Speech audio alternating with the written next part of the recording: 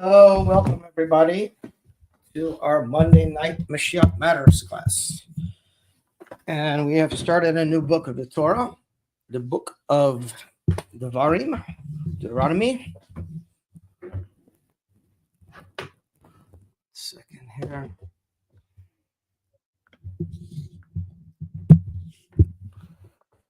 Okay, let's get started.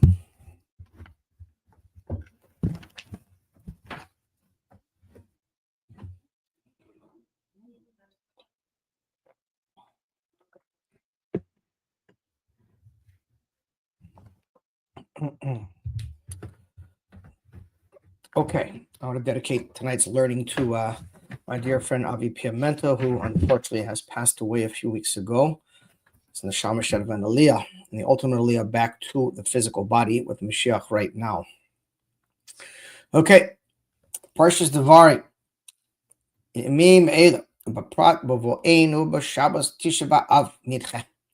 In these days, specifically in our times, in this Shabbat of Tisha B'Av, where Tisha B'Av was pushed off. Tisha B'Av was pushed off because it fell on Shabbat that year. And all these are are important matters as they're connected to Mashiach. In addition to this, it's emphasizing the faith, the amunah of the Jewish people. And the ma'amin, we are believers, that's who we are. It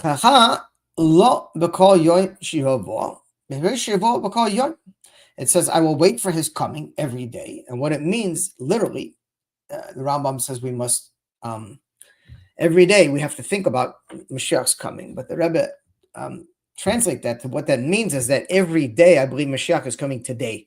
In other words, not that just the general concept of Mashiach and Geula, which is one of the 13 principles of faith of the Rambam of every Jew, to believe in the redemption, that God will redeem us, just like he redeemed us from Egypt. And just like he's redeemed us from all the previous exiles, that this is not in vain, that one day he will fulfill his promise, should be today, and take us out of this exile, and he will judge the nations of the world who continue, unfortunately, who never learn their lesson, to spew anti-Semitism at every opportunity they have.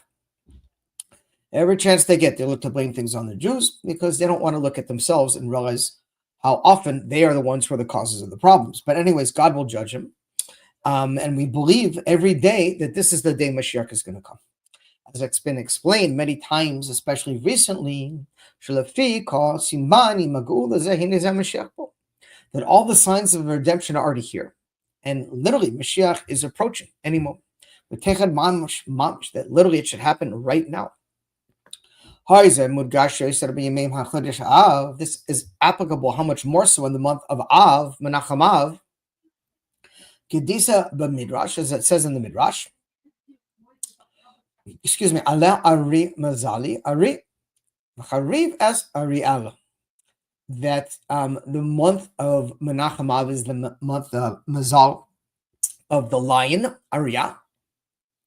And it says, and we will rebuild the Beis HaMikdash. The Beis HaMikdash is also referred to as Ariel, to the lion.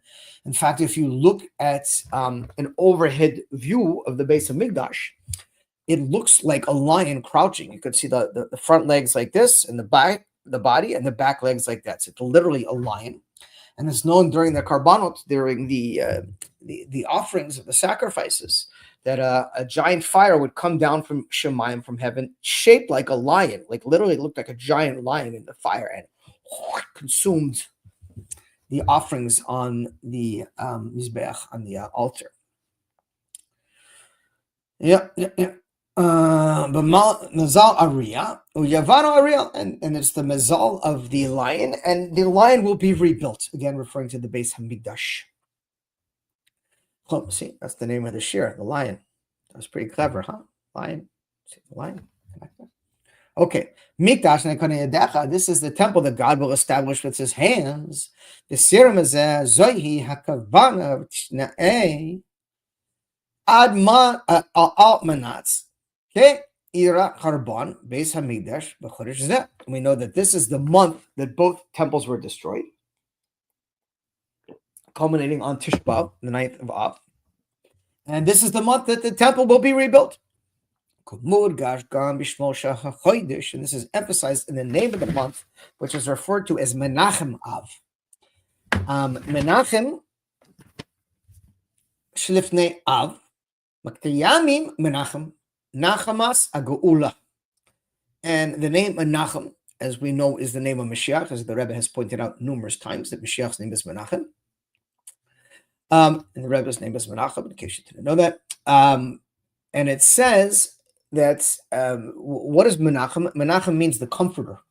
So that Mashiach is going to comfort us with the Geula after all our suffering for so many years. When Mashiach comes, the Jewish people will be finally comforted forever.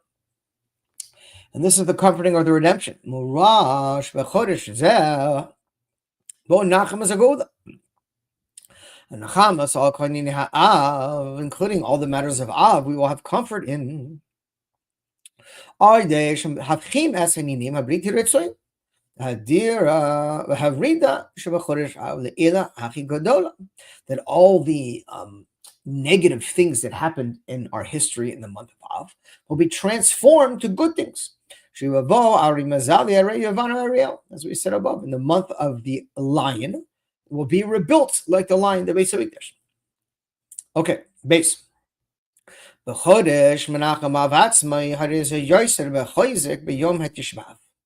And this matter is emphasized even more and strengthened from Tisha B'Av, the 9th of Av.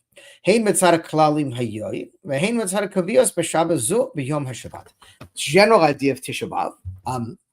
And in fact, specifically in that year, when Tisha B'Av fell on Shabbat and was pushed off, the only fast that is ever takes place, that's ever possible falling out on Shabbat, is Yom Kippur. That's a biblically ordained fast. All the rabbinical fasts, all four of the rabbinical fasts, are always pushed off if they fall on Shabbat. Shabbat always supersedes them because Shabbat is a biblical commandment, and the fast days are rabbinical. Anyways, Amru Hazal Shebayom Tisha B'Av Lidei Malka Mashiach, and as our sages teach us, that it's brought down in the Gemara Brachas in Yerushalmi, that the 9th of Av is the day that Mashiach was born. Now, that's a whole deeper conversation beyond the scope of what we have this evening to talk about. But we know that Mashiach is born on Yud Aleph Nisan, the Rebbe. But when we say that Mashiach is born on Tisha B'Av, it means that his ruach, his spirit, his energy, if you will, his potential for redemption comes into the world on the 9th of Av. The Indians are Chayzer v'nifal b'chodesh b'kol Tisha B'Av. Kivan shebayom haludas shel adam mazal guvar. It's known that on the day of someone's birth, their mazal, their energy, if you will, their power is very strong. Nimtza shebetisha b'av nisnagevar mazal shel Mashiach tzikenu. And therefore, the 9th of Av, in fact, is a very holy and powerful day, being the day that Mashiach's energy, as we said, is born into the world. Therefore, that day and the entire month are a reflection of that energy, which is all good, which is all positive energy, right? So we ask ourselves, of course, the obvious question, so how come Tisha B'Av is such a bad day, a day of mourning, when in fact it's the day of Mashiach's birth, and it's the day of tremendous good and blessings into the world? The Indians and Noigagan Halacha Lamatze Kadisa Vikisvi Harizal Shoimrim Tfilas Nachem Yom Tisha B'Av Mincha Ki Az B'Mincha Tuba Tezba Nolad B'Mashiach Nikra Menachem. And it says that in fact the energy of Mincha time in Tisha B'Av is the exact specific time. It says when Mashiach was born, when his energy is nefesh, his ruach, as we say, his spiritual energy came into the world. And therefore we see it is a time of comfort, especially as the Rebbe points out over here, that Mashiach's name is Menachem. Numerous times in the Sichos, the Rebbe states that Mashiach's name is in fact Menachem. It's known in the Gemara. It says that Mashiach is an acronym of Rashi Tevis for the four potential names of Mashiach, which is Mashiach is Menachem, Shiloh, Inon, V'Chazkiah. That's Mashiach, Mem, Shin, Yod, Ches. But the Rebbe numerous times says specifically that Mashiach's name is Menachem. It's not one of the other choices. Anyways, for Yesh Lamar is to say Sheka'ah Shirat Tisha B'Av Chol B'Shabbos V'Ta'anis Nidchis the Yom Echad. That when Tisha B'Av falls on Shabbat, it's pushed off for a day. Azai Nidchaim Rak Ve'Ninim Habliti Ritzuim Inin Hitzoim V'Nidini Ha'ini Avilos. So the negative aspects of the fast day, like you're not allowed to fast, you're not allowed to eat, you're not allowed to drink, that gets pushed off on Shabbos. But the good aspects of the fast day, the inner dimension, which is called a day of desire for Hashem, none of that good energy gets pushed off. But on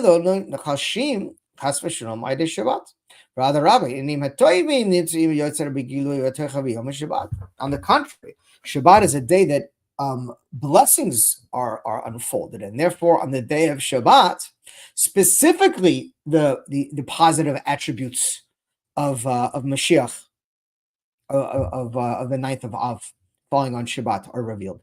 The Tam Yesh Lamar came on Shabbat Oilam Kulam Gaminim Hachina Alim Beseder Histashalus Nivra'u Bishvil Yisrael. The Rebbe says that the entire aspect of creation, the whole world was created for the Yidden, for the Jewish people.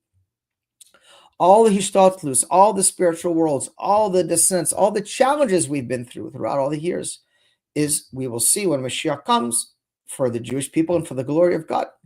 Lo hititchein harei af mitzias va'oilam klal kavios bezman shnivra b'shvil Yisrael asher yifra'ia o chalish chas v'shalom am shachav yigodeh dekusha b'bnei Yisrael klal v'lachas kama v'kamin in ko ikara b'nei Yisrael komol yidat mizgavra mizal shemashiach. So we say now, including Kvios Bezman, the impermanence of the time that we find ourselves in, and the times we're in, Shema Bishvel Yisrael. Also, in other words, every single thing in precision, that they shouldn't be disturbed or weakened, chas v'shalom, that all the energy of the Jewish people should be strong. How much more so when it's connected to the strength of the Mazal of Mashiach. And by the way, this is it's I don't want to get too much into it because it gets me really worked up about the current situation in Israel, where it boggles the mind how every time the klipot, the forces of impurity, cause the Jewish people, it's not Jewish people, it's our weak leaders, to go back on their heels and spend the entire time defending themselves. We didn't breach any international law. We're sorry. We're giving food to the people who are murdering us. Look what we're doing. And they came across our borders with a ceasefire in place and did the most horrific acts you could possibly imagine to innocent men, women, and children. Hundreds murdered, hundreds captives, hostages. Is anyone talking about the war crimes of Hamas? Or what they've done wrong? No, they're pointing the finger at the Jewish people. And instead of Israel turning around and saying, how dare you? We're defending. We're sorry. We did it. Look, we have the right to defend. Every time it's the same nonsense because they're trying to rely on their own strength. And when they rely on their own strength and they look at the world and they see all these anti-Semitic leaders and nations and influencers attacking them, they become defensive because it's now them against the many. But when you realize that our strength comes from God's, and God is inside us, and God is the one who gives us power to win against our enemies every single time. If we channel into that energy, into our godly soul and our godly awareness, we're unstoppable. The problem is when we forget our identity as Jews and we start identifying as just, another nation, another whatever you want to call it, and we forget where our true power comes from, then unfortunately you have the situation now, constantly backpedaling, constantly making up excuses, constantly looking for the pat on the back and the support from allied nations, and it's just a total horrific travesty that they continue to fall back into the same mistake. But what can we do? Mashiach will fix it, because I don't have any hope in the current leaders in anywhere. Let's continue on. And that's what the Rebbe says. Now, how much more so do we see that our power comes in from the day of Shabbat? Because Shabbat is the time where we are connected to Hashem, where we're different, where we're separated from the worldly matters. Shabbat kishoraim agilui haga'ula, and Shabbat is a foretaste of redemption. It says that the Jewish people would only keep one Shabbos, just one Shabbos. Mashiach would be here by the following Shabbos. It's pretty simple, huh? Because when you keep Shabbat, you're showing that you believe and you trust in God. Anyways. So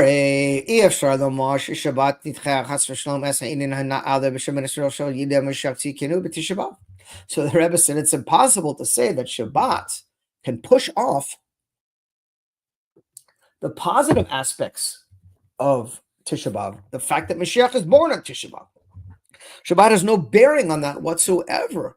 It wouldn't, God forbid, push off that goodness. On the contrary. On the Rab, Shabbos doicha kol inim habliti ritzuyin de ben Yisrael, inim shal heifek hagul. All the Shabbat is doing when Tisha B'Av falls on Shabbat is pushing off the negative aspects of Tisha B'Av, the bad, undesirable things. But the inner dimension, the good things, are in fact being elevated to a much higher place. Because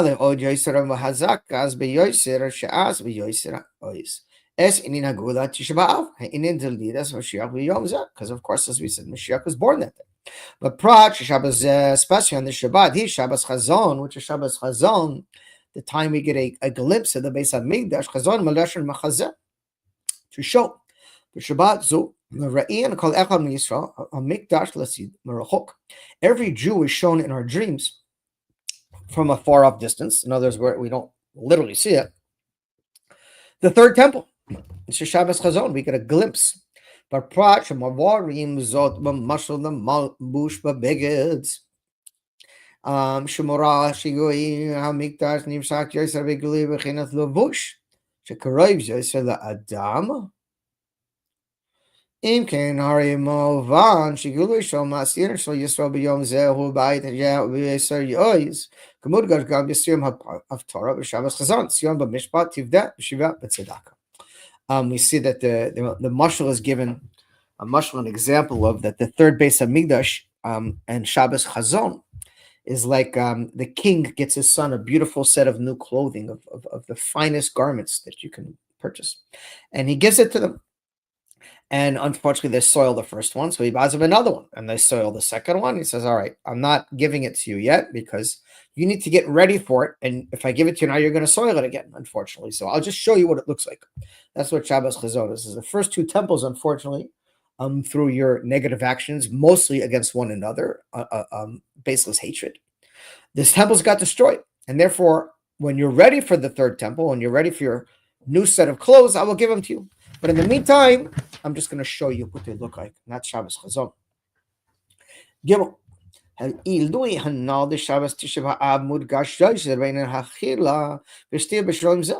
the fact that Shabbos came on Tisha B'Av that year, we have to eat and drink doubly than we normally do on Shabbat, because Shabbat, it says, it's a mitzvah to enjoy, to have pleasure on Shabbat. And how we have pleasure?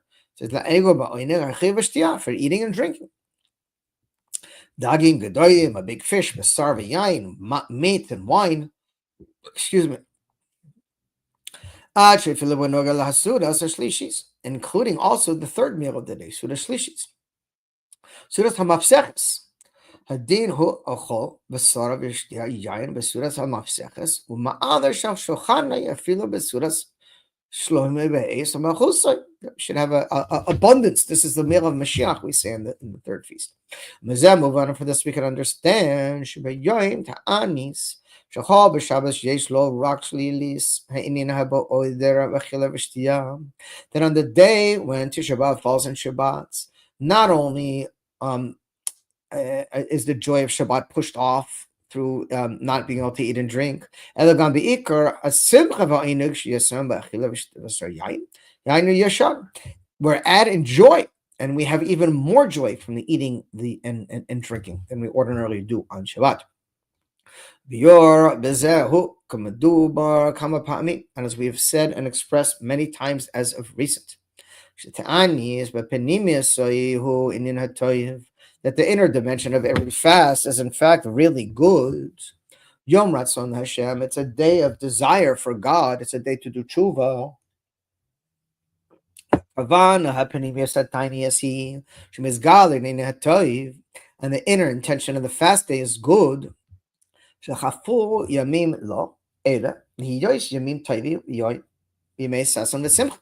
it's known that the fast days will not be negated when Mashiach comes, but what will happen is they will be transformed to days of great joy and celebration.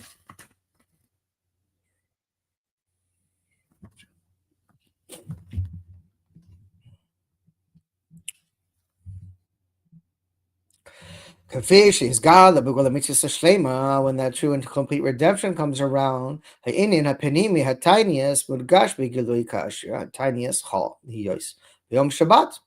of course, this inner dimension is revealed in a revealed way on Shabbat. Because only the fasting is pushed off, but not the goodness. On the contrary, Yom Ratzon, that every Shabbat is a day of desire for Hashem. And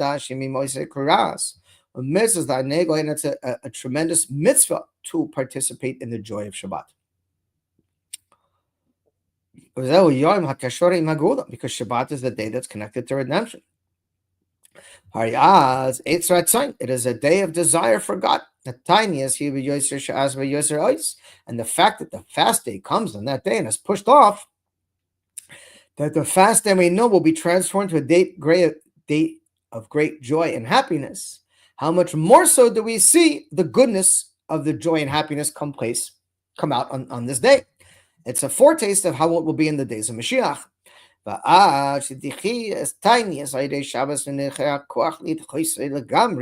And the fact that on Shabbat, the fast day is being pushed off. The Rebbe said it, so it should be pushed off forever. It should not come on Yom Rishon. It should be gone. Mashiach should come long before. Says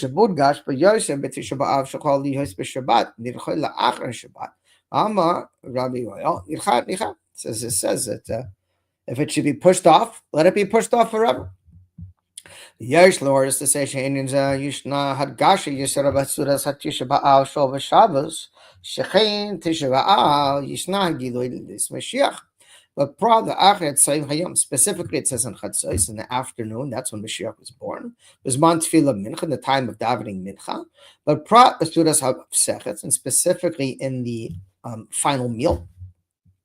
The Sudas Lishit Shabbat, Kesuras Lishis Rekal Shabbat, Hari Kashora Im Asuras Sidavo. It's connected to the meal of Mashiach. Excuse me. Suras Libetan V'Shorabor V'Shteis Yain HaMubshar. Allah has come Bakama Asuras Shlishis. Shel Shabbos Tisha B'Av Kasher Nolad B'Mashiach. It's how much more so we see on the day of Tisha B'Av when Mashiach was born.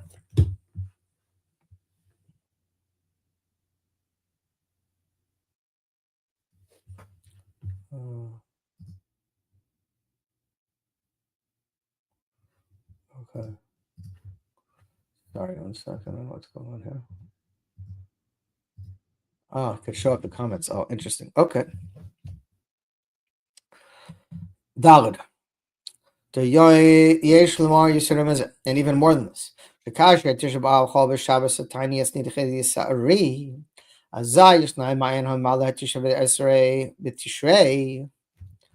David, it says that the fact again that it's pushed off, the Rebbe says to the fast days instead of the 9th day on the 10th day. But Rebbe said this is similar to Yom Kippur in the month of Tishrei. Erev Yom Kippur, excuse me. And it says the Erev Yom Kippur, you're supposed to eat and drink double. It's considered as if you fasted 2 days if you eat and drink doubly. And the same idea we see when Tisha B'Av is on Shabbat, that it's pushed off to the 10th day. So on Mincha time, on Erev Tisha B'Av, we should eat extra amounts. And there's further connections to Tisha B'Av and Yom Kippur.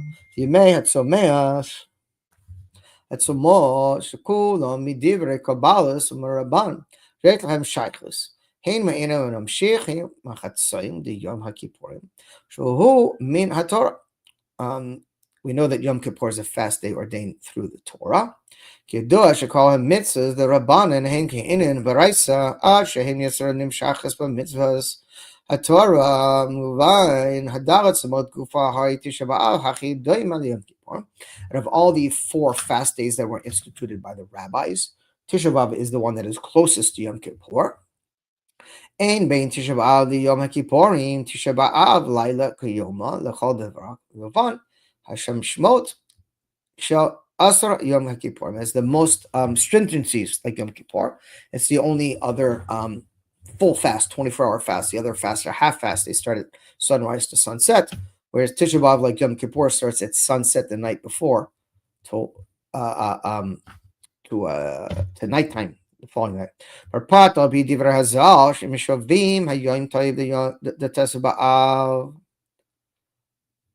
shabo kashatikon al hadavarim shira atzo v'Tisha B'Av. We know the Tu B'Av is a fixing up of all the matters that were undesirable on the ninth of B'Av. Im Yom HaKippurim lo haya yamim tovim Yisrael ma'achat Esther B'Av Yom HaKippurim, and it says that there's no greater joys to the Jewish people than the 15th of Av, which is like Yom Kippur. Yom Kippur is actually a festival day. It's not we don't say Tachanun. It's not a sad day. It's a happy day because we're connected to God. And to explain this in a deeper matter, as we said already, the greatness of the day because Mashiach was born on Tisha B'Av, and it's revealed the blessings from the negative aspects of the ninth of Av on the 15th of Av.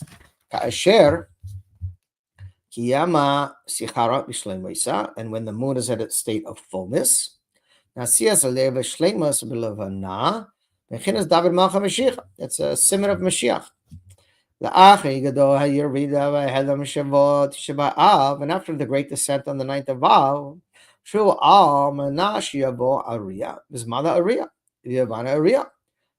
the lion will come, and the building of the Beis Hamikdash, of the great lion, will take place. And we see a foretaste of this when Shabbat falls on Tisha B'Av. Because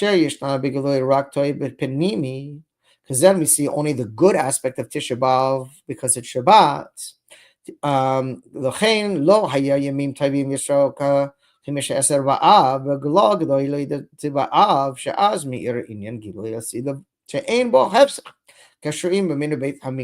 be no more separation. Right now, because of all the undesirable things of Tisha B'Av, so from the 9th of Av to the 15th of Av, it's like a correction of that. And on the 15th of Av, Tu B'Av, is a great celebration, a great day of joy. So there has to be a separation between the day of destruction and the day of joy. But when Mashiach comes, it will all come in one thing, that the 9th of Av will be the holiest, the biggest day.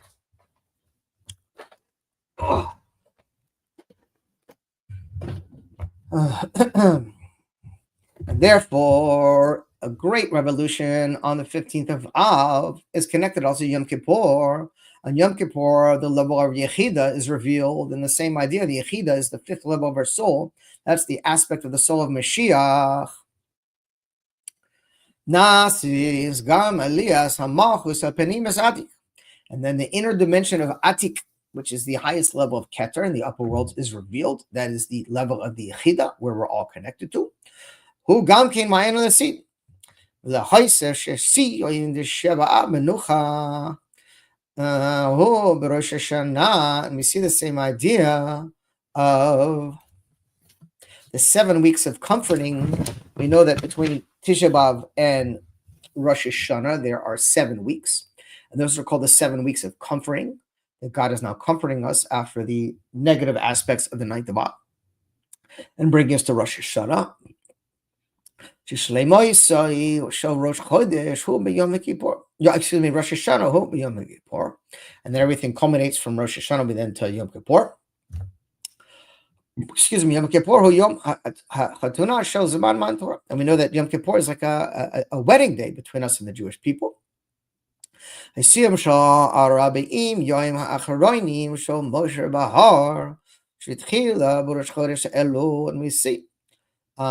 the Siyum, the completion of the 40 days that started on Rosh Chodesh Elul, and Moshe went up to the mountain. The Achi, Yamim Yamin Asver Yamin Tamid Ad Rosh Chodesh Elul Tisha B'Av. Okay. Well, all Pi Hamadu Barleo. Shabbos Tisha B'Av. Mizgala Hatay Panim Gadol Hailoyat Tisha B'Av. As we said already, that the 9th of Av is a day of great revelation, of great tremendous blessings from the innermost dimension of that day, especially considering that that's Mashiach's birth.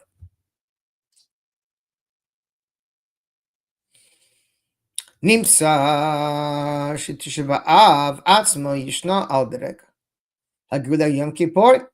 As we said, this is a similar to the revelation that takes place in Yom Kippur. Hey, and furthermore, to connect Tisha B'Av with Yom Kippur. Yesh Lamor is to say, Shezeh, Bashikasu, Ben Nogel Yom Kippur Asher, Kal Oicha Vishtua, Betisha Ma'ale, Allah Haksu, Ki'ilu, Ta'ana Tisha Ve'esri. As we said before, that when you eat in abundance on Erev Yom Kippur, it is likened as if you fasted doubly, 2 days on Yom Kippur.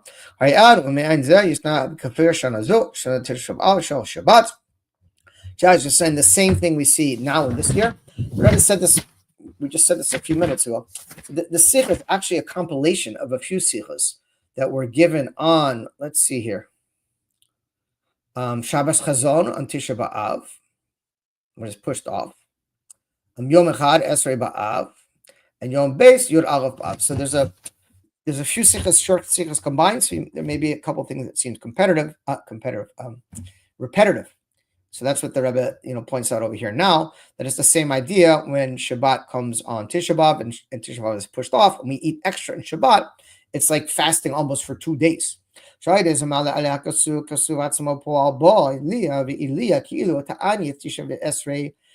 lo hamayla achila shahata'anis ma'en. Oh, okay. Again, just the idea, the advantage of how we have to eat and drink, especially more in celebration. And it says that every day I wait his coming, and even if he tarries, I will not give up hope. And as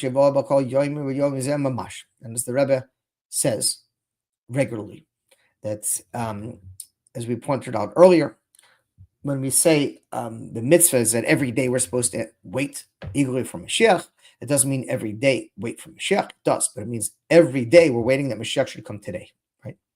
It's not Bim Haravi Amenu, it's Mashiach now, should come right now. And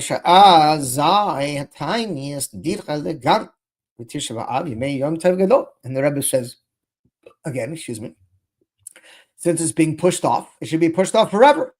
And it should be a great celebration. It should already be transformed. If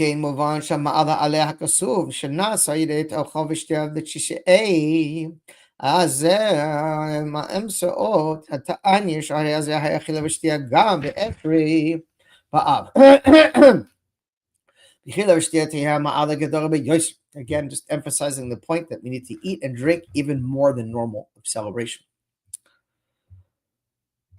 And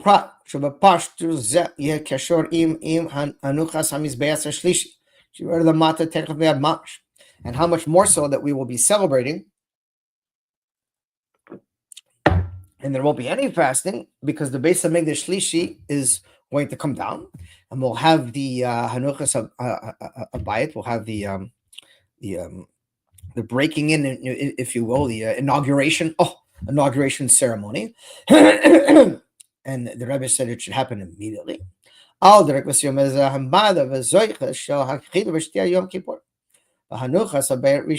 saw that same thing happen. The first temple, if I'm not mistaken, came down on Yom Kippur, and therefore it was no fasting; it was celebration. The Haisef Shekavir Shana Zu, and we see in addition in this year Hari Eser Ba'av Hal Yom Echad B'Shavua Shu Burgas Yom Echad Rishoyin Kasher HaKadosh Baruch Hu Yichir Odem, and the fact that the Tisha B'Av actually comes out on the first day of the week, it got pushed off, which it will be this year also. It will be on the first day of the week. This is like the beginning when God created the world, and it was God alone. There was no opposition on the first day. So there's an advantage to this.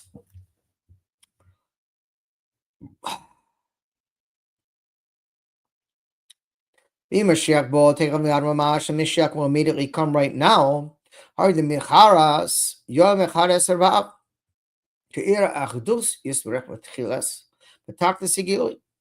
then the ultimate revelation of God will take place.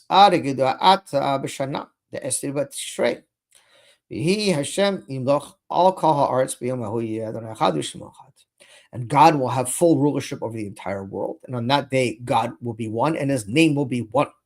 The ultimate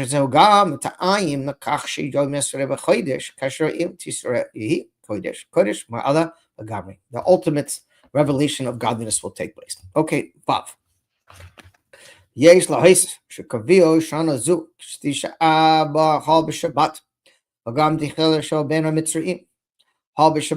that the year that Tisha B'Av falls on Shabbat, the 3 weeks also start on Shabbat. In other words, Yud Zayin Tammuz was also on Shabbat that year. And therefore it will be 3 complete weeks during the 3 weeks to rectify the 3 negative things that took place. But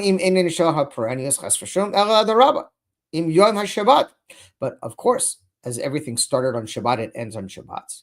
As we pointed out already, it will only be revealed good, no negativity, only sweetness. Hemdash, you mean the sweetest of the days. Mitzvah ta'anigu, it's a mitzvah to partake in joy and pleasure on Shabbat. Kivan shechachal lo b'kol yom yeshivo harei machar gam lo hayatanyas. V'yesh lo Moshe zahom yizbat egluy as yom hatoichen penim yishal tziditza d'raisa. So now, the Rebbe is going to bring out a very interesting observation here. 1 second.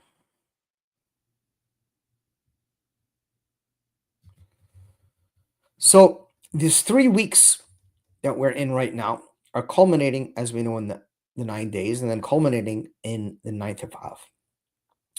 These 3 weeks are traditionally called Ben HaMitzrim, the days of narrow, starting from the 17th of Tammuz to the 9th of Av.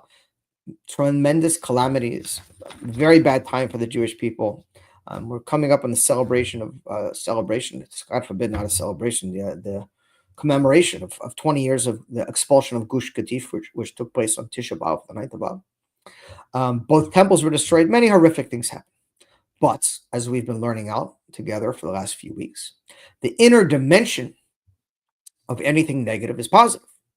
And therefore, the Rebbe explains that these 3 weeks are, I believe that Tzemach Tzedek is the first one who brought this down, because it's a big, Tzemach Tzedek. It's a huge chidush, and I don't recall, not that I'm the most learned person in the world, but I do learn a good amount of Kabbalah and Chassidus, and I don't recall ever seeing this brought down anywhere else. Explains that these 3 weeks are corresponding to the 3 mochin, the 3 brains. And not only the 3 brains as they take place in their energy going down of Chokhmah, Bina, and Dat, but as their energy going up of Chokhmah, Bina, and Keter. It's beyond the scope of this class this evening, but there's basically what we say there's 2 levels of Dat, 2 levels of knowledge. There's Dat Tachton and Dat Elyon.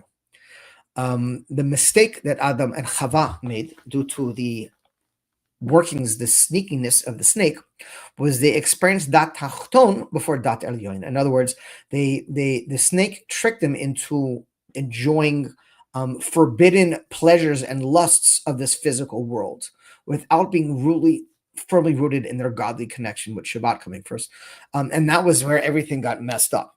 And the fixing of that is what we call Dat Elyon, which is connected to Keter, which is when you have a thorough knowledge of God in the upper worlds, which you cannot gain without learning Hasidus and Kabbalah. That's impossible. This is the innermost dimension of the Torah. This is how you connect to God's innermost dimension, which is his mochin, so to speak.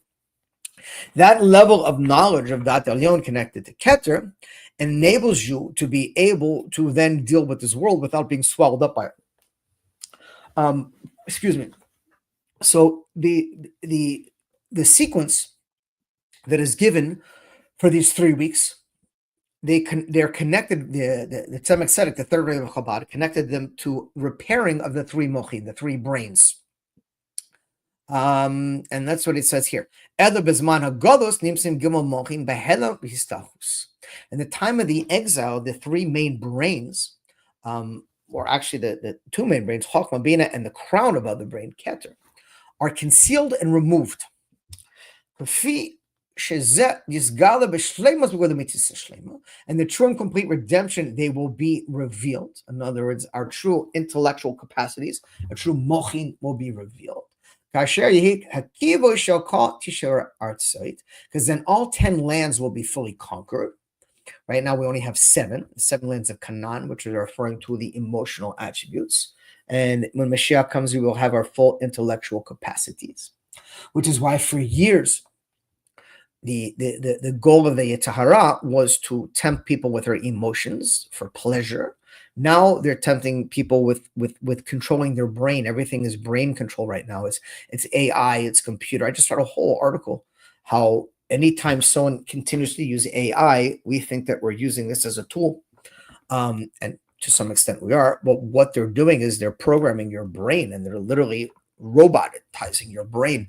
It's pretty scary stuff. They're looking to control your minds now. That's why everything is plugged in. And it's like you see kids these days, they turn 16. They don't even, getting a car is not even like a desirable thing for them, because where are they going? They're sitting at home at their parents' house, plucking away on computers and screens. Everyone's glued to a screen. It's no longer emotional connection. It's brain. It's just zapping people's brain with negative energies.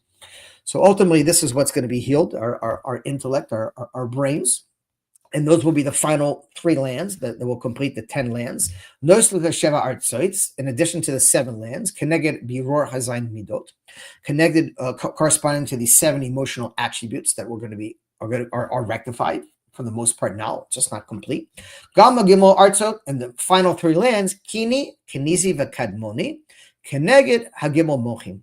These 3 lands, kini, kenizi, kadmoni, are connected to the 3 mochim, and that's what says in the footnote. I'm not going to go through all of it, but it says like this, that these 3 rishonot of Chokhmah, of Keter, Chokhmah, and Bina, Hayashvira Klo Kinoide Ikar Hashwahi Rak Bechnas Za the Bina, the Vad. It says during what we call Shvirat the Kelim, when the divine energy was too powerful for the vessels and they shattered, the main shattering was not in the mochin, it was in the emotions. And those were the 7 tachtonim of Bina, the 7 emotional attributes of Bina. But Chokhmah and Bina shnikra Abba ve'ima, lo hi ashvira, rak b'chinas yerida, b'chitzonius v'achri, the Chokhmah v'Bina, levad. And second, I'm going to read this here, then I'll explain. Adoyin b'chaseh keneged the clip Keter, the clip of Noga, for Hakadmoni Shem Bina Kadem, Hakenizi, Hena Kenekim, Wachinas Chokhmah Vabina, the Main on Moav, Hakina Hazich, Kam, Wachinas Gimorishon, the Kam, okay, Bizman, okay, fine. So basically, like this, in the Shvirat Kelim, the breaking of the vessels, the 7 emotional attributes shattered, and that's where all the energy and the sparks fell down to the lower worlds. And that's what we've been doing. The 288 sparks that fell, we've been rectifying them throughout these years. The mochin, if you will, the general brains did not shatter. They just fell. And in the falling, what happened was their energy got displaced. And during these 3 weeks, those energies are revealed. So because that energy got displaced, the potential for very bad can take place, because all the emotions are governed by the brain. So all the energy that flows from above, this is the highest point, and it goes down to the lower points.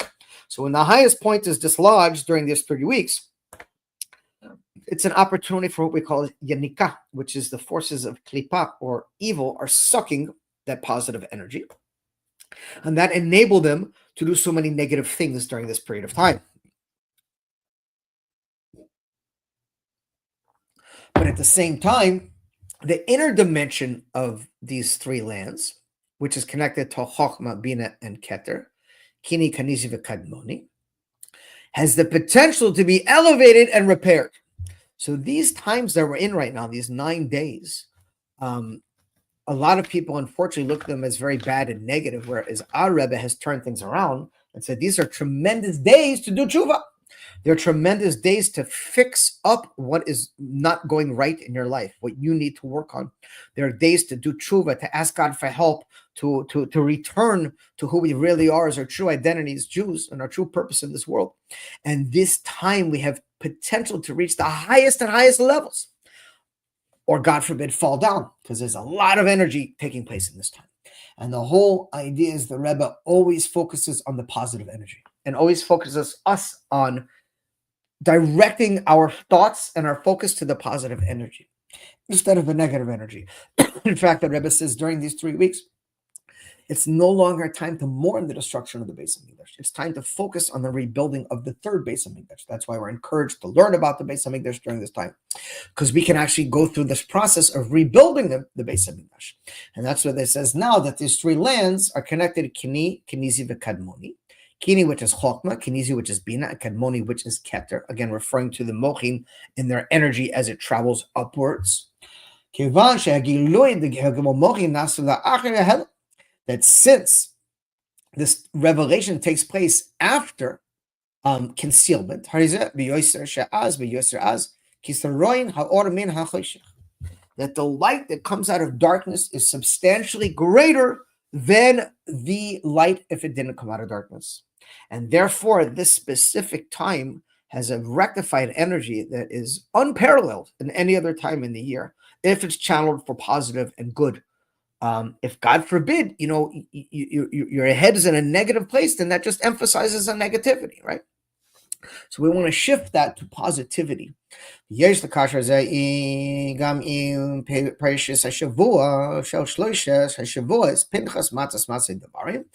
in the 3 parshas that are connected to these 3 weeks: Pinchas, Matos, Masai, and Devarim, which we're in now.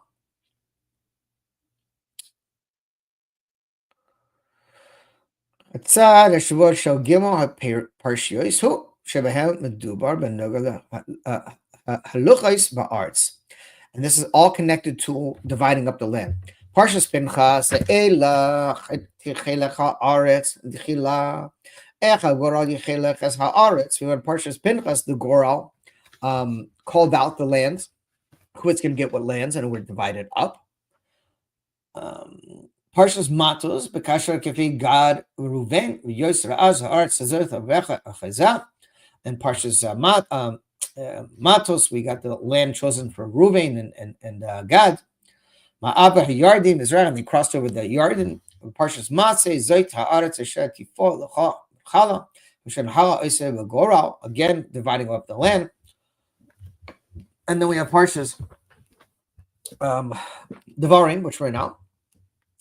The Tchilas Parsha, in the beginning of the Parsha, it says, "Panova Sochem." Excuse me.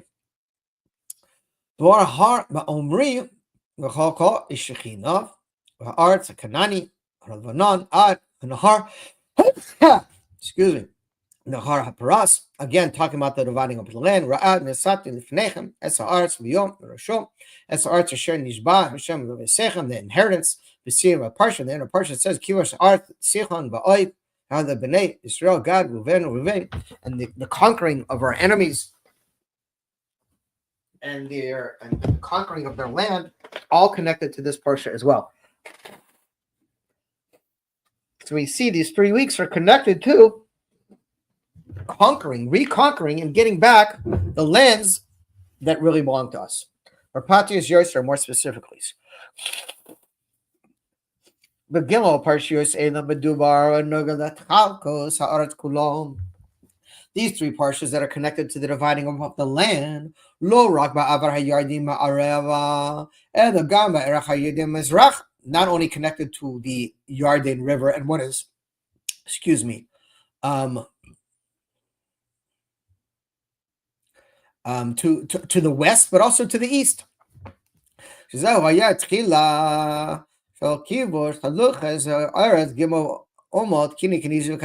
this is referring to the conquering of the final three lands that we mentioned above. Kini, Kenizi, Kadmoni. Edom. This is Edom, Moab, Ammon. And all these lands will be inherited in the future, as we said. Yes, the words to say and then all the three intellectual attributes will align with our seven emotional attributes, meaning at a personal level, there'll be no separation between our mochin and our emotions. Everything will be in a state of flow. We will have a conquering, if you will, of all of our faculties. Everything will work in total cohesion towards serving Hashem.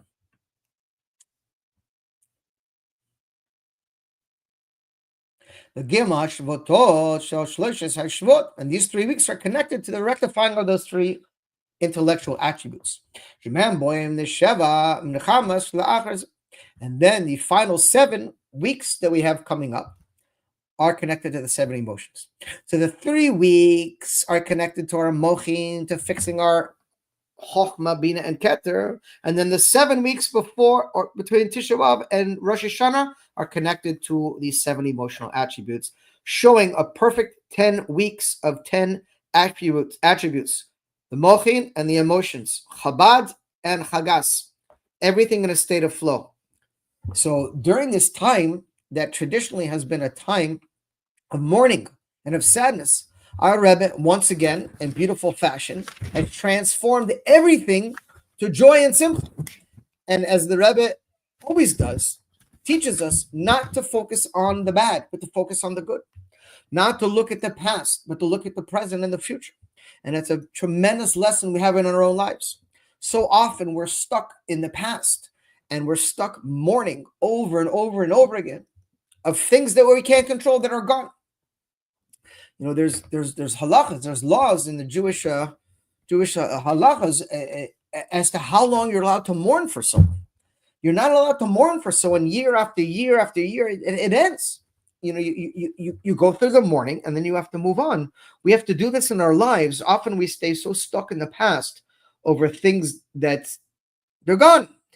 They're painful, sure, they're painful, but you got to move on at some point in time, right? You can't just keep digging all the time in the dirt, right? Which is why I'm a big fan of, yes, everyone, I believe, should have some level of therapy, some self-help, some digging in and repairing your past, because it's often difficult, if not impossible, to healthily move on ahead if your energies are stuck in the past, which most people's are from past traumas. But at the same time, you need to work on getting coaches and learning Hasidus and moving on towards the future. So it's not one or the other. We have to deal with both. And the emphasis, of course, that the Rebbe places now in these times is focusing on the positive aspect of these 3 weeks, which is the repairing of our intellectual faculties, fixing our head. And as we said previously, the Rebbe says over and over again, make the place you are Eretz Yisrael. Eretz Yisrael. Conquer the place where you are in the world and transform it into Eretz Yisrael. And make your world a dwelling place for God. But tachlis and shlemus in the most complete way. In thought, speech, and deed. And this is a preparation for the entire world transforming into the land of Israel. And this is what the Rebbe emphasized. We learned, I think it was two parshias ago, when there was a chassid of the Tzemek Tzedek who kept saying to his Rebbe, I want to go to Israel. I want to go to Israel. And the Rebbe said, Machtuch Eretz Yisrael. Make your place Eretz Yisrael. And the Rebbe said, what does it mean? Again, the hardest thing to do in this world and the greatest blessing in this world is to be present in the moment. They've done studies on this. You could research this. They've done 90% of the thoughts usually in someone's mind are in the future or the past. The past, regrets or negative energies of trauma that are not healed. The future, either hope or anticipation or fear. Hope or anticipation, you know what, my life sucks now, but in a few years I'll retire, I'll get a house over here. You see these people, they're like, oh, when I retire, I want to go over here. And then all they're doing is thinking about when they retire, and one day I'm going to go here, and one day, and their life just disappears. So instead of the life that you're living in a present time and enjoying it, you're thinking about what you're going to do in the future, or fear of what may happen in the future. Well, what if this happens? What if that happens? What if that happens? Anytime your head is in the past or the future, guess what? You're not here. You're either there or there. And that's why the Rebbe said, people are saying, okay, Mashiach's coming, we're going to go to Israel. Okay, great, we'll go to Israel. When we go to Israel, no, now, make your place Eretz Israel. In other words, transform the world around you into a godly place.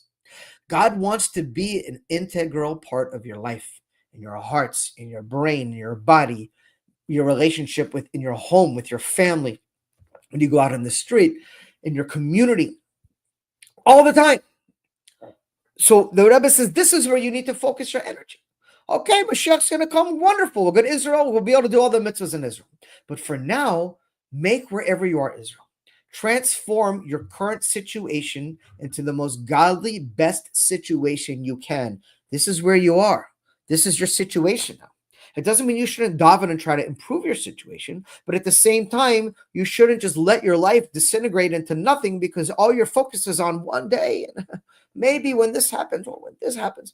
No, the Rebbe says now, focus this energy now on transforming the world around you and making it a dwelling place for God. And we see the revelation of Mashiach that takes place on the 9th of Av. And this is connected to the work of making your place Eretz Israel. And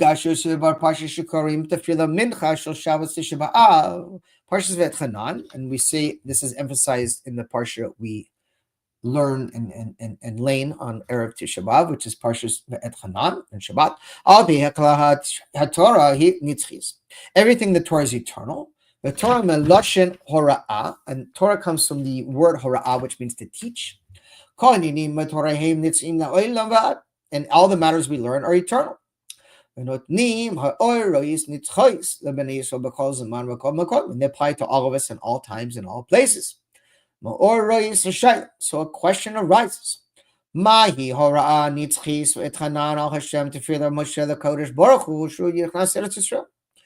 can we learn out from the fact that Moshe davened 515 times to enter the land of Israel? What does it have to do with us now? That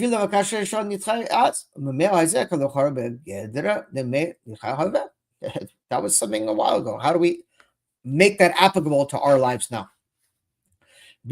So let's explain.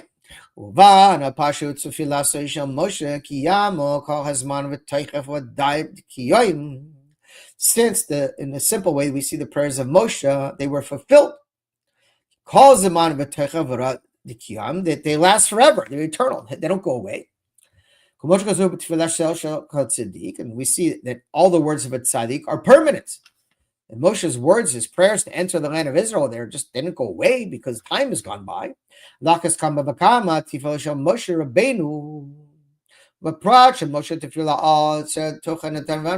Especially 515 times. And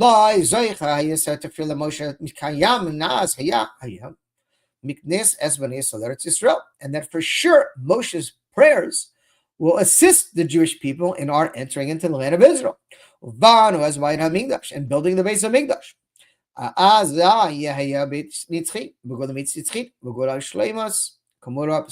And then we will see that the temple and the redemption will be eternal. That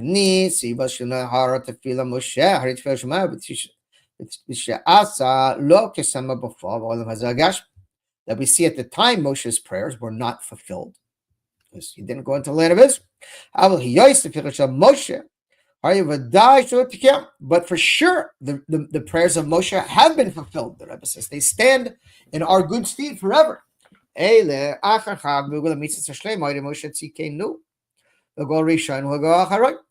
the final Redeemer, Mashiach, is connected to the first Redeemer, Moshe. And then when Mashiach comes, we will all go into the land of Israel together, including Moshe. And then we will have the eternal temple with no more exile. And then we will see that Moshe's prayer exists forever and assists us forever in entering the land of Israel and bringing Mashiach.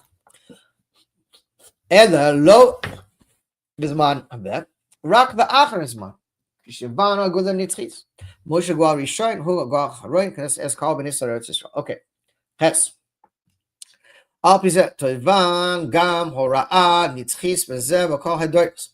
from this we could understand this teaching is eternal and is for all generations. Prayer of Moshe.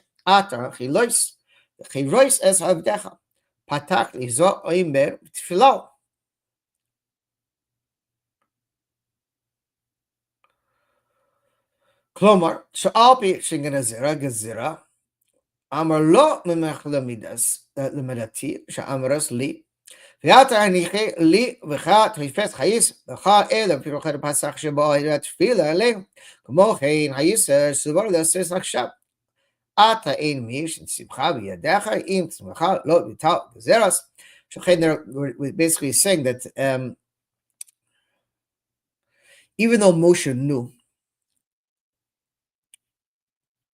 that he wasn't going to in the land of Israel, he didn't stop praying. He continued over and over and over and over again, because we know that any decree for not good can be canceled.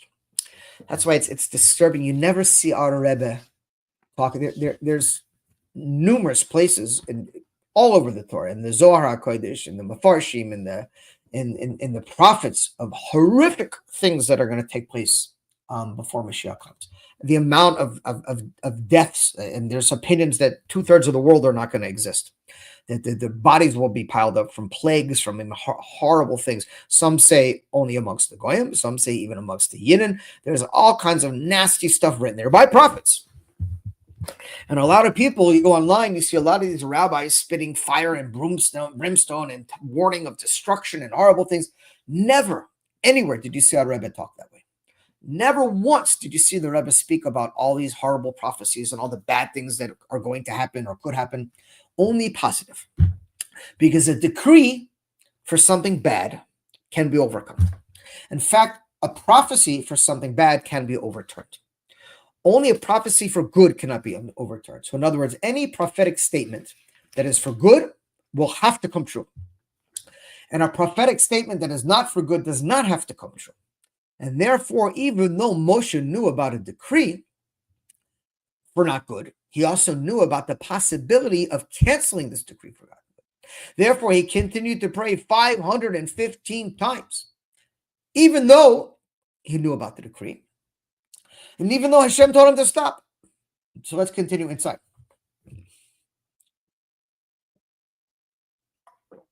Hagam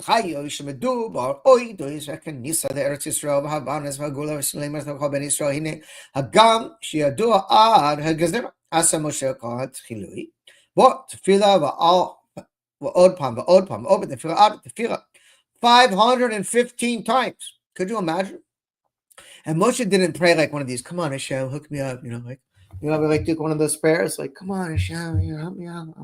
Moshe has prayed from his heart, from his being, from his whole entire essence. Every prayer was like his 515 times.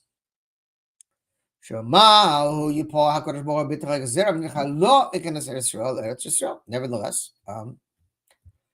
God did not stop the decree, at least at that point in time. And not only that, Hashem said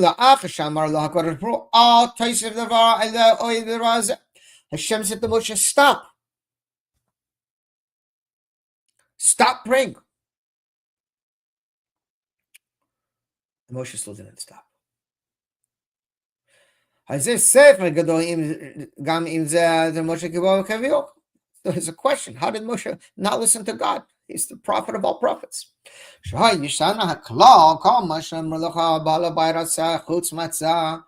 that you must listen to the master of the house in everything he tells you. And unless he tells you to get out, then you don't have to listen to him. So it's the same idea that Moshe said, I'm not listening at this point. And so let me continue inside before I start giving the answers out that are probably going to take place any minute. Inside. That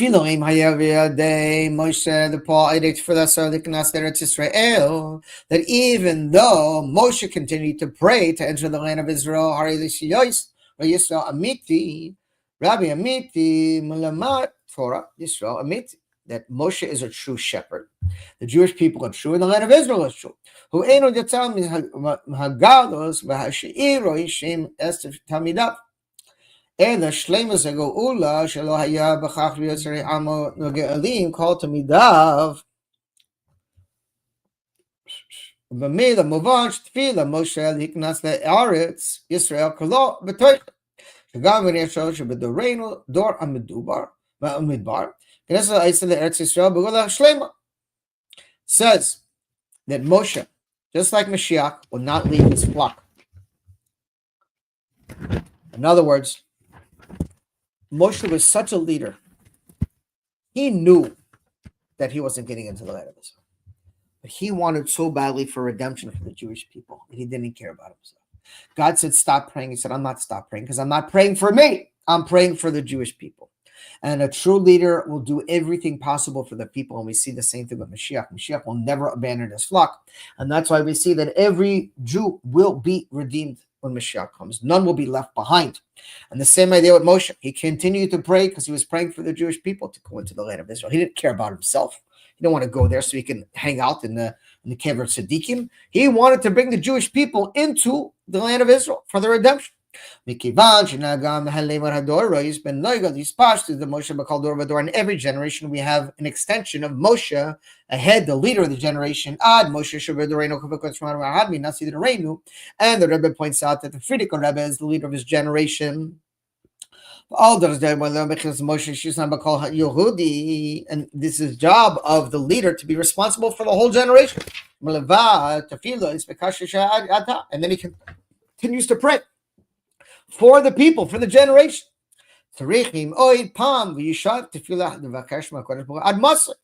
And just like our Rebbe continues to do over and over again, Ad Masa, we must continue demanding that Hashem brings Mashiach. Hadavar barur tefila the vakasha miskayami v'teichaf miyad Moshe ba'ofen v'tanachanim sheloi be'erach la'avoda bo hagol mitzvah shleim adi Moshe tzikenu go to shalgo haroim v'kol b'nei Yisrael lichem d'Eretz Yisrael b'gol nitzchis we read the mat basically nitzchiv v'oimim v'chanu v'nevam, and every one of us has a spark of Mashiach inside of us. And every one of us, it is incumbent upon us to continue to daven over and over and over again, even if it seems like our prayers are not being answered, until we bring Mashiach. Yes. And is mitchazek yoiser mamdeinu akshav b'bayit hashloisha beit haneches beit haKnesset beit haMidrash beit masim tovim v'gul mechasidim michat. It says all of our houses of worship will go together with the leader of our generations to the third base of English. All of our stuff is going to come along. Beit Atfila, Beit Torah, Beit Gemul Chasidim, a house of prayer, a house of Torah, and a house of good deeds. Beit HaMishulash, and this is the third temple. Gufa Nitzia Kitzabit Vadut Yuchad In Kasher Israel Roma Haderas Melech. Shenoisef l'sesher kol Yehudi mo habale b'shol hamatzi ois v'achas kamei kol mitzvah so pratius avodas v'pratium adam ki yakarab yikan karvan l'shem kol mekol dafka v'ayde zehar mekamim es kol yini ha'olam shkula bo harizeh b'yosher az b'yosher ois kasher bo v'ayde kavav chamisres miYisrael nimseim b'achtus asher hava b'achtus bein b'nei Yisrael mizbatan v'sivut hagam. And this is the most important thing that we speak about is right now, Achdus, unity. It's known that the temple was destroyed because of baseless hatred, and it will be rebuilt from baseless love, meaning even if there's a reason not to love. we have to love our brothers and sisters. We are one. And this is where the Yetzer Hara is a professional expert, especially in Israel, of causing division. The left, the right, the religious, the not religious, the Haredim, the this one, the draft, and this, and the non-stop division. And the Yetzer Hara is just sitting aside laughing. He continues to get us to fight against our brothers one after the other, and no one seems to realize this is a ploy to cause hatred. And when there's hatred and there's division, God can't rest upon us. The Shekhinah cannot rest on a place of division or sadness or any kind of strife. So we have to come together. We have to be as one. We don't have to agree. You could have your opinion, I could have my opinion, but there can't be hatred. There has to be an inner love, and this is what's going to rebuild the Beis Hamikdash.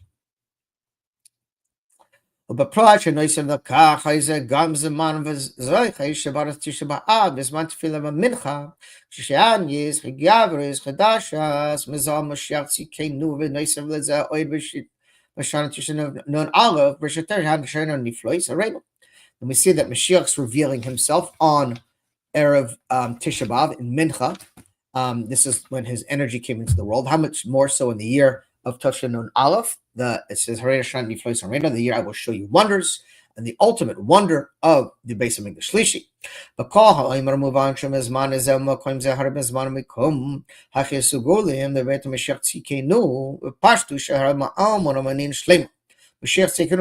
And we all have complete faith in the coming of Mashiach. That a king will arouse from the house of David, and just like his forefathers before him, David, he will be a Torah scholar of the highest caliber and living his life of mitzvot. The Torah Mashiach will die. He will go through the stages of Becheskat Mashiach, that he's presumable Mashiach, which we know the Rebbe is already meets that category. 170 Orthodox rabbis, countless non-Chabad, signed a psak din. In 1991, the Lubavitcher Rebbe meets all the qualifications to be presumed Mashiach. It's never happened before in the history. It's never happened since. Now we're waiting for the second stage, which is Mashiach Vadai, when he builds the Beis Hamikdash and returns all the exiles. When he will redeem us and return us to our land, but we'll all go to the Holy Land, and to the holy city of Jerusalem, and to the Beis Hamikdash Shishi. And most importantly, should happen immediately. But Regazeh, Mamish, in this moment, B'Shabbat Tisha B'Av, Tisha Nun Aleph, Kach she'esirei b'mincha, b'menachem, Av, in the month of Menachem Av, Yisrael Yohed Kodesh, Nasa Kavar Kodesh, Hafech Liyom Tov V'Sastam V'Simcha, and the day of Tisha B'Av will be transformed to a day of great joy and celebration. How much more so on the 11th of Av,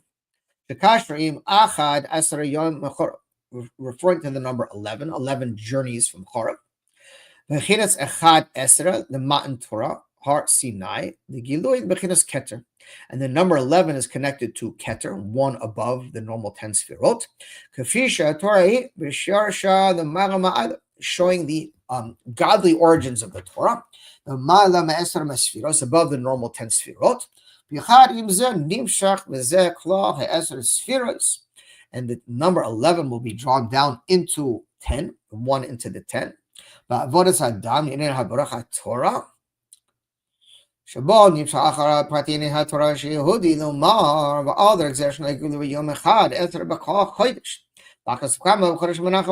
number 11, the Rebbe always refers to as a number of redemption.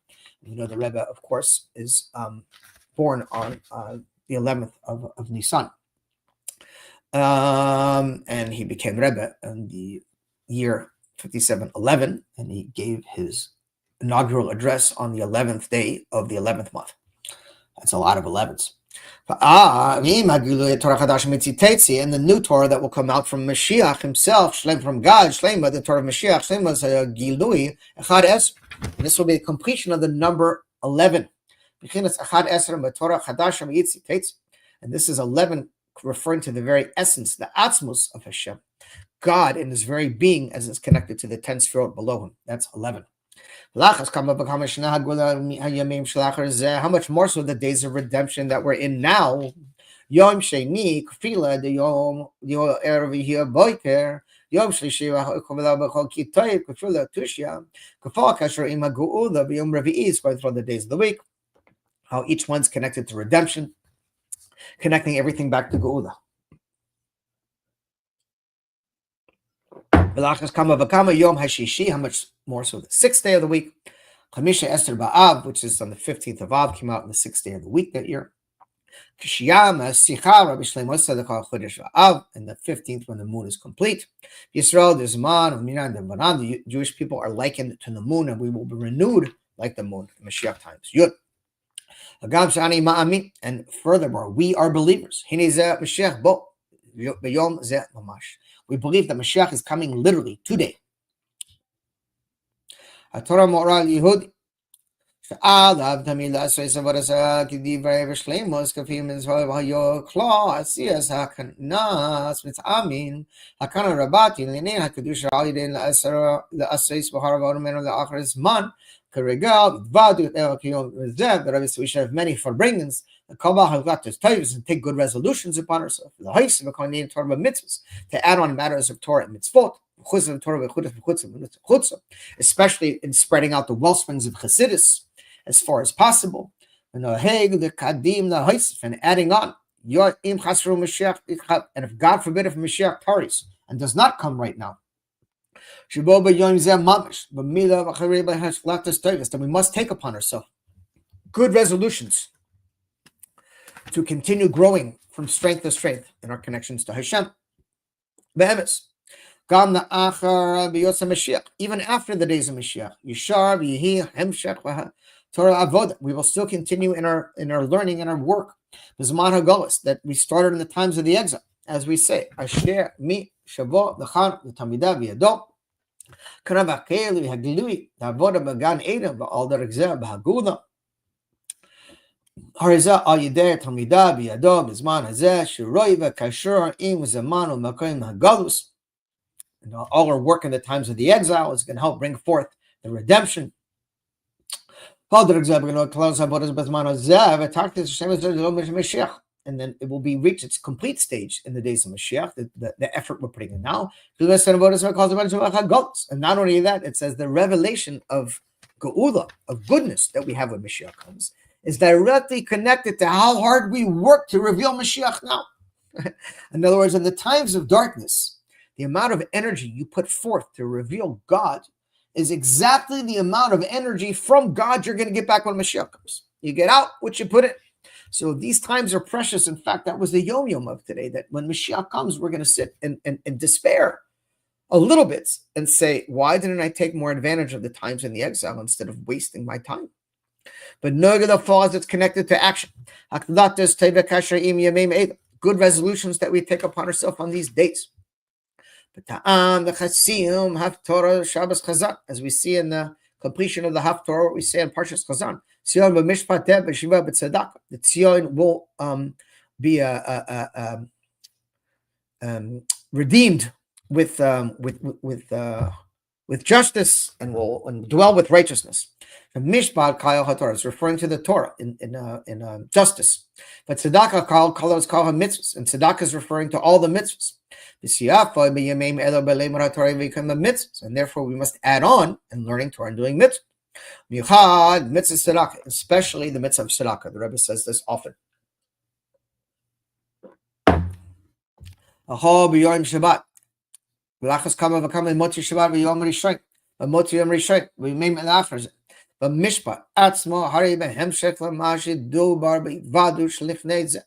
And again, continue with more forbringings.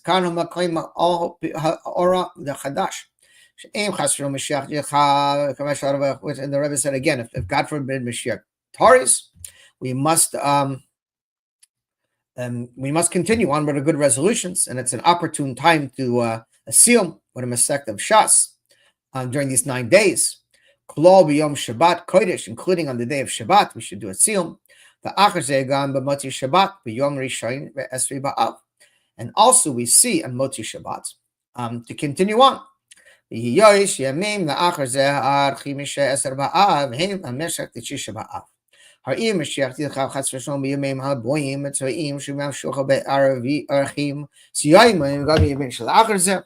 The Rebbe said we should continue on with this siyum and farbrengens even after these days, if God forbid Mashiach is still not here. Yudov.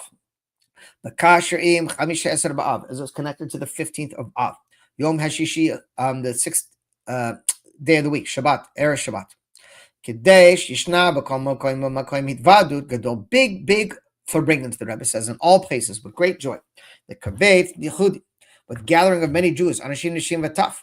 The Levad Yivrei Torah Mahatoiv. That's a siyum Masechtas. That's it. And the Rebbe is emphasizing again. We should have a siyum of Masechta of Gomorrah. And take good resolutions upon herself. And this year falls on the 6th day of the week. Again, we should have big farbrengens in preparation for this. And this is emphasized even more in the Hitvadut that every farbrengen should cause great joyness and happiness of heart. Because there's no greater joys than the joy of the Jewish people on the 15th of Av.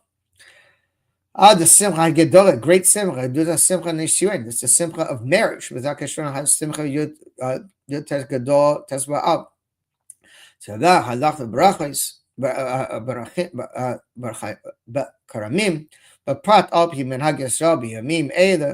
an opportune time during Tisha B'Av. It's a common time for weddings. Yud Beis L'Hoisef. In addition to this, Shekviyos Chamisha Esker B'Av, the way that in that year the 15th of Av took place again on the 6th day of the week, as the Rebbe has said. Erev Shishi, referring to the 6,000th year. Erev HaKavanah Yom Shechol Shabbos, where Erev Shabbos there will be eternal Shabbos when Mashiach comes. And as we're standing on the threshold of redemption, of eternal redemption. Again, we must add on by learning the innermost dimension of the Torah, the Chassidus of the Torah, and we see the spreading out of the Chassidus of the inner parts of the Torah to all the corners of the world, and it should continue even more, spreading out the inner dimension of the Torah. The Rebbe said many times that this is the best way to prepare for Mashiach, by learning Chassidus and Kabbalah, especially connected to Mashiach and Geula. Yud Gimel. Yihiratzon, may it be God's will. Even before the 15th of Av, and even before these days, that immediately Mashiach will come right now. And this will be a tremendous, great simcha and joy. Joy beyond any bounds that we could possibly imagine. All zeh karban Torah all yitzia bebeit hayasurim haklali geulas hagalus. It says, and all the Beit Knesset will come from the time of the exile together. And God will perform great miracles for us. And He will gather us from the four corners of the world. As we said, according to the teachings of the previous Rebbe. And this joy must continue on.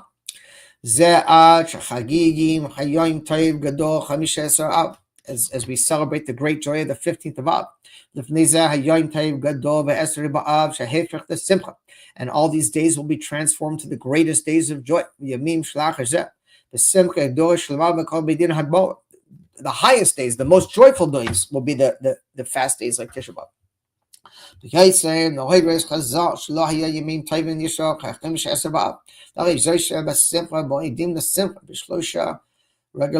And even more than the festivals, the 15th of Av is a great day of joy. And according to this, it's called Vatut V'Simcha. How much more so once we take place in great joy in farbrengens. The Rebbe is very into farbrengens with great joy.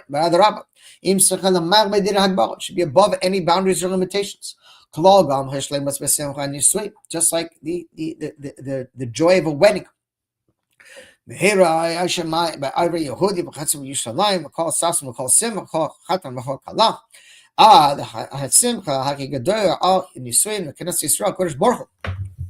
And we will be celebrating the great joy of the wedding between God and the Jewish people that will take place in the Beis Hamikdash Shlishi. And it should happen immediately. Literally today. As we said many times, all the matters have already passed. And the base of Mikdash is literally built above, standing, ready to come down. And according to this, all these matters, and everything is prepared for the great feast. And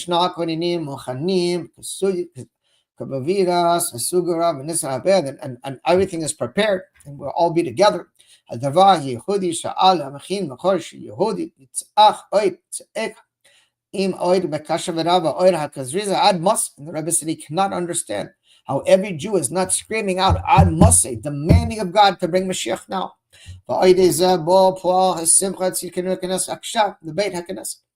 And through this, the Rebbe said, we demand Mashiach. And Mashiach will actually reveal himself right now in this shul. 770, the Rebbe was talking about. And he will take us all to the Holy Land, Yerushalayim Kodesh, the Holy City of Jerusalem, the base of Mikdash Shlishi. Oh, the Shabbos Chazoin, right now, in Shabbos Chazoin, Zoichim, Chazinu, and Tzion, Merachim, and God will surely return us with mercy to Tzion. And the most important thing, Techef Me'ad Mamash, should happen right now. So, we'll see everyone in the base of Mikdash.